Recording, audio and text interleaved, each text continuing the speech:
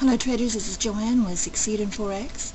Welcome to our Forex News broadcast for Wednesday, May the 21st, 2008. The headlines out of Switzerland this morning read, "Dollar fell on concern about further credit-related markets impacts." The dollar fell on Tuesday as talk of higher Eurozone interest rates prompted investors to increase exposure to the euro. Concern about further credit-related losses and their impact on the financial markets also sent the dollar tumbling against the low-yielding yen and Swiss franc, while a record high in oil added to fears about surging price pressures. Remarks from Wolfgang Franz, the president of the ZOO Economic Research Institute, offset the second straight monthly decline in the ZOO's Investor Sentiment Survey, and dovetailed with a separate report showing German producer price inflation at a 20-month high. The euro-dollar rose to 156.80, a three-week high, after an advisor to the German government said the ECB may soon raise interest rates. The pound-dollar rose to 196.72, while the dollar-yen fell to 103.66,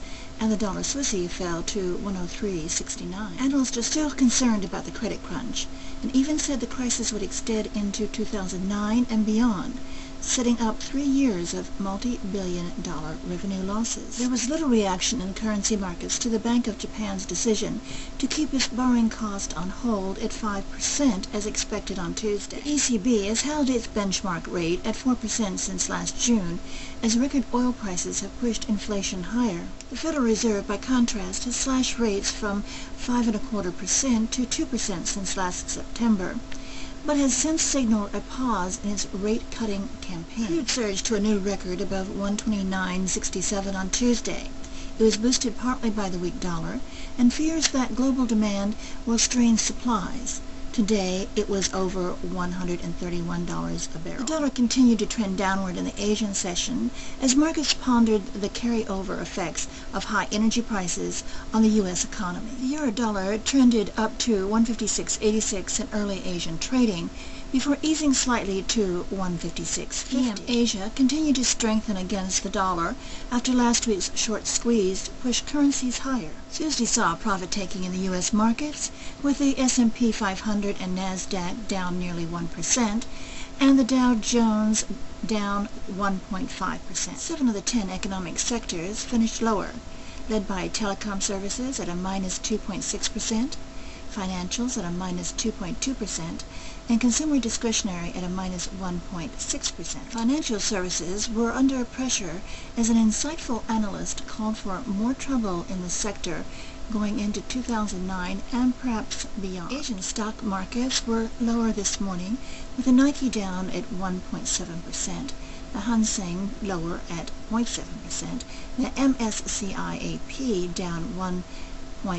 Markets had their biggest drop in 5 weeks, as ongoing credit loss concerns weigh on sentiment and bank earnings. Demand also appears to be slowing, which would hurt raw material producers. Crude oil prices also continue to rise past $129 a barrel. OPEC Secretary General Abdullah al-Bari said on Tuesday that he was worried because supply and demand factors were not behind the high oil price. In an interview during a visit to Venezuela, Badri said oil prices could keep rising if non-market factors, such as the weakening dollar, continue to put pressure on prices, but that OPEC would only act when the market fundamentals showed a need to do so. In Australia, consumer confidence rose from a 15-year low up to 2.7% in May. However, the weak level of consumer sentiment suggests a slowing in consumption growth. The Aussie dollar was relatively unchanged around 95.95 levels, after a strong move to the upside prompted by the RBA's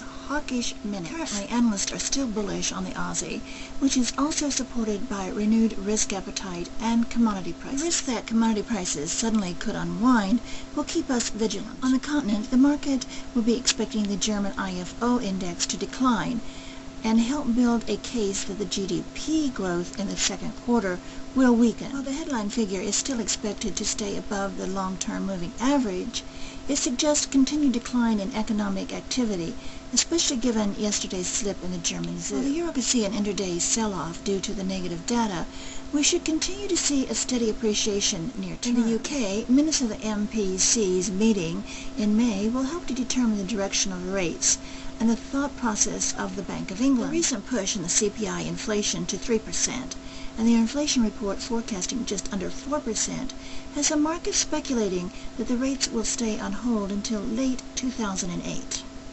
That concludes our news for today. We hope you're finding this helpful with your trading, and we do appreciate your view. Before we sign off, we would like to invite you to visit our website at www.succeedinforex.com.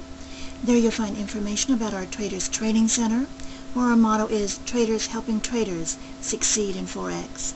Also, you'll find a link to our Yahoo forum, which is also called Succeed in Forex. We hope you'll visit us there soon. We hope you'll be able to join us for our next broadcast. Until then, have a great trading day and happy pipping.